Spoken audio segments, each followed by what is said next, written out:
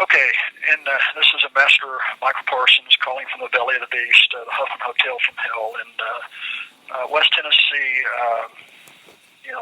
backwoods mafia capital of the world, where starvation is a daily occurrence. I just did a little bit of research and discovered that under Title 18 United States Code, Section 4045, they claim that the Congress gave the prisons the authority to take organs from prisoners who die in their custody.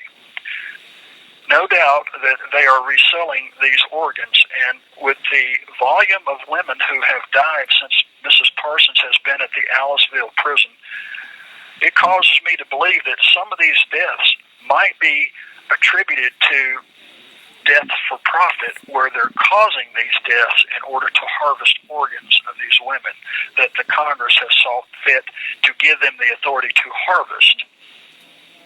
Now, if that's not Orwellian and Luciferian and reminiscent of communist China, I don't know what is. If you don't care about this, please turn this channel off and never come back to it. If you give a damn about your fellow man, if you claim to be an American, saddle up and take action. Amen.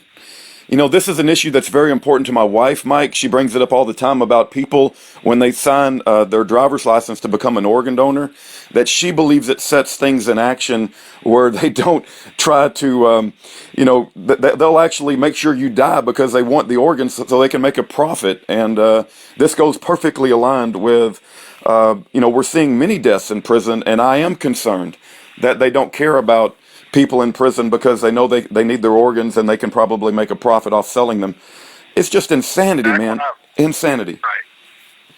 Back when I was doing my radio talk show, I was talking to people that were on the inside that were talking about this stuff, and they were talking about how they were medicating people and getting them basically in a catatonic state in this prison in Nashville, Tennessee, special needs prison, and effectively these people were dying and they were harvesting their organs. And I mean, they had a team of doctors there to remove the organs.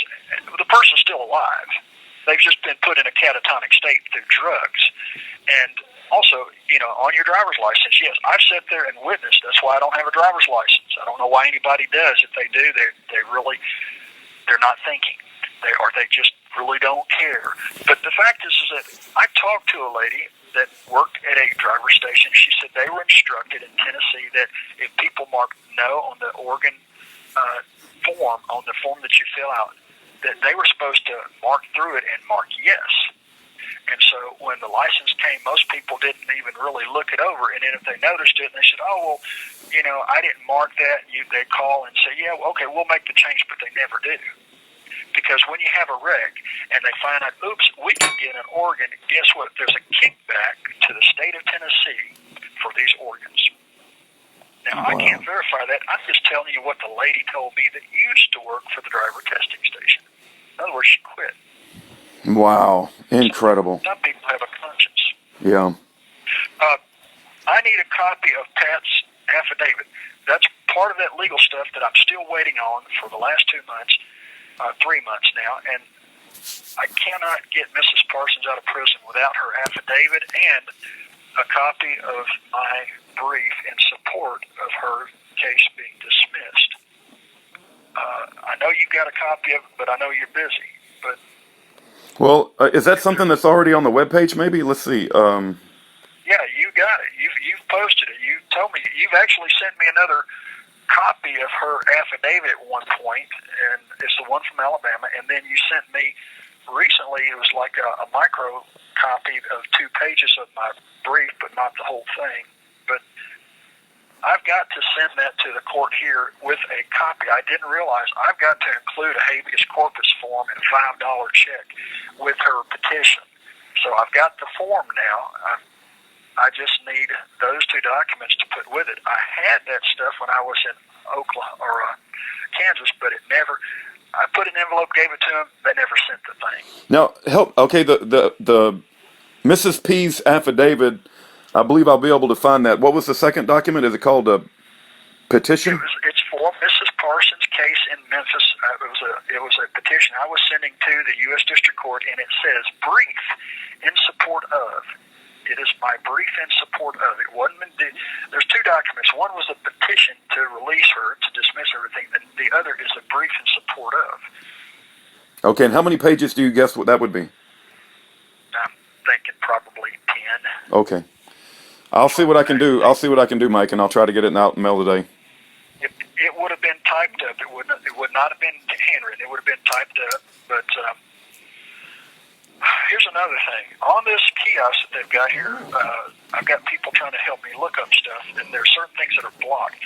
United States Code. It's 8 United States Code, section 1101, in parentheses little a, in parentheses 22. You have 1 minute left. This has to do, I believe, with bastards and such, but it is blocked. And there are certain things I'm finding that they're blocking. Like, the charge against me had to do with interstate transportation, interfering and being involved in interstate transportation. If you go to the transportation section and you look up what a person is, a person happens to be three things: a trustee, an acceptor, or something to do. In other words, they all have to do with trust accounts and trustees, and it has nothing to do with the people. Yeah.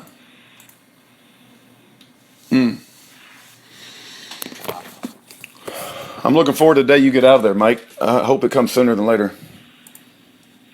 Right now, people need to contact Trump because he's going after the FBI. They need to come after the FBI in Nebraska, which has got Monty Rzapluski. Thank you for using Securus. Goodbye.